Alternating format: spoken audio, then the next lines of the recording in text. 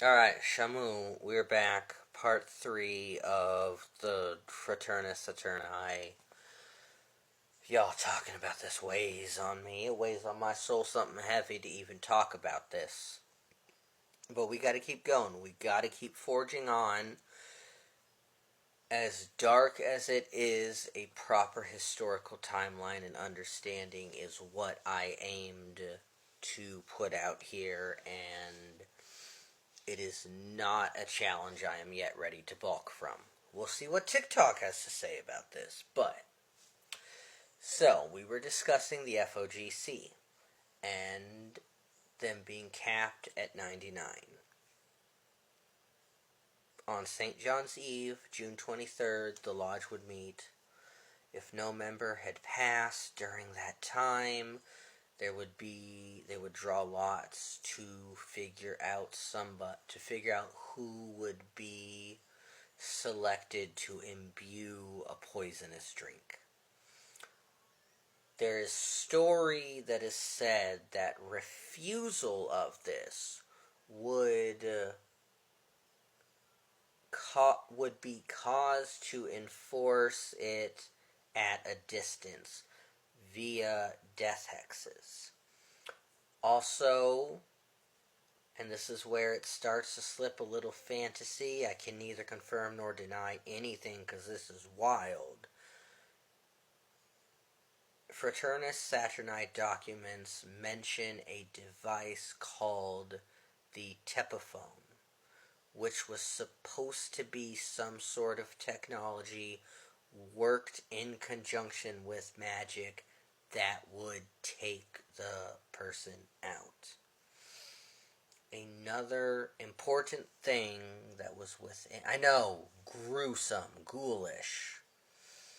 Another important thing that was within the Fraternus Saturni, and this is a very important part for us to understand, was the idea of apotheosis. It was this idea of this term. The term apotheosis generally means the peak of something, the apotheosis of art. This building is the apotheosis of this style of architecture, It also meant the deification of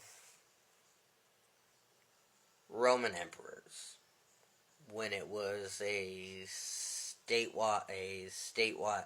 issue to deify an emperor. That was referred to as apotheosis as well. What happens is that term with that idea is pulled and twisted and misconstrued. And this is an important term to know because this will not be the last time in this timeline where we discuss it.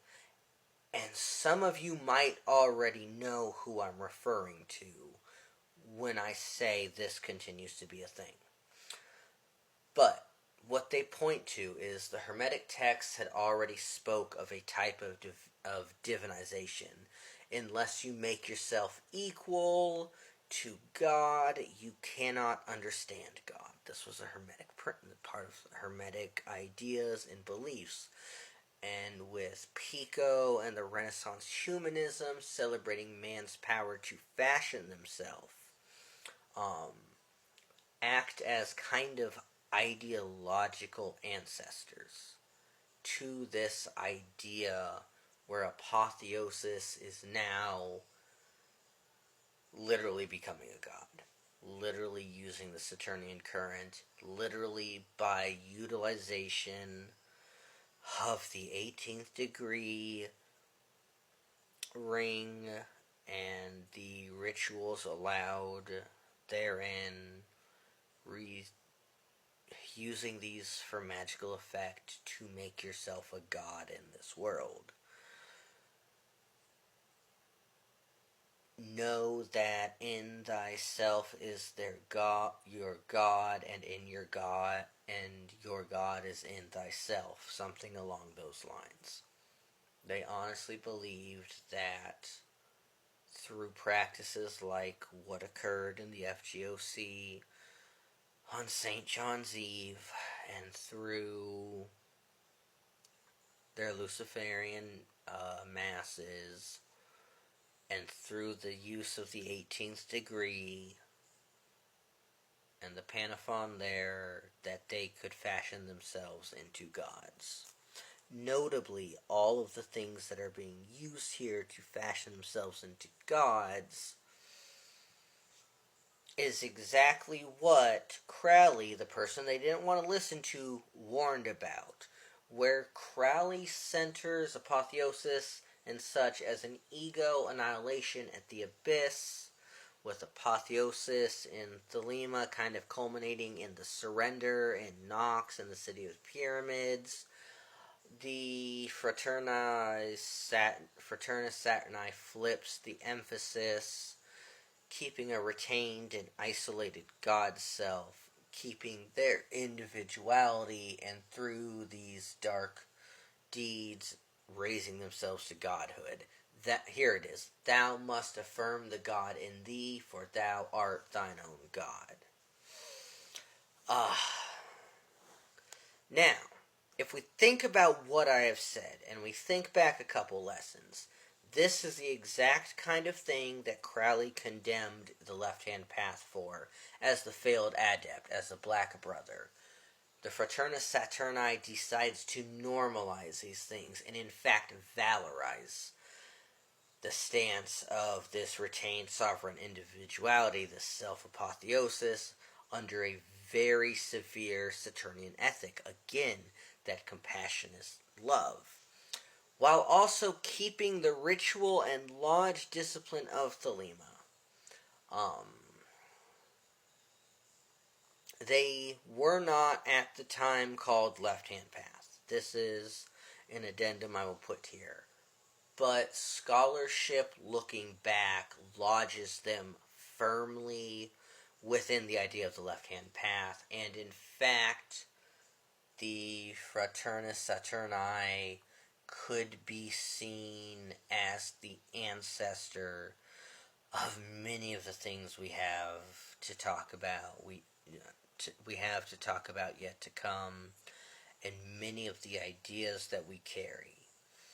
Now, Fraternus Saturni is a term I keep using. This is essentially the Brotherhood of Saturn. This is the Brotherhood of the Black Cube. This is the through line to the cult of the Black Cube. That is the FOGC. What we are discussing, what we have talked about tonight, is a very dangerous group of individuals who had no care for those around them, who push this antinomian idea, and that through this kind of Saturnian antinomian lens you were supposed to be able to achieve godhood, achieve apotheosis. Many of these elements that the Fraternus Saturni held are elements that still sit within books and practitioners of the left-hand path. These are bad people who bent consent, who had no care for human lives, who felt that they could hold themselves accountable to nobody, and that by doing these things they were divine. There are still groups out here like this, and in fact this births many things. This is a heavy subject to talk about, and we're at the end of it. I wish I could tell you our next stop lightens the mood, but our next stop is 1940s and 1950s, and we're going to be looking at Italy, and we're going to be looking at Julius Evola. So, if you made it through this one, thank you. The next one or two are also going to be ones that the content warning applies to. Shalmu, everybody. May your ancestors bring you much better portents than what I've talked about, and may you have sweet dreams.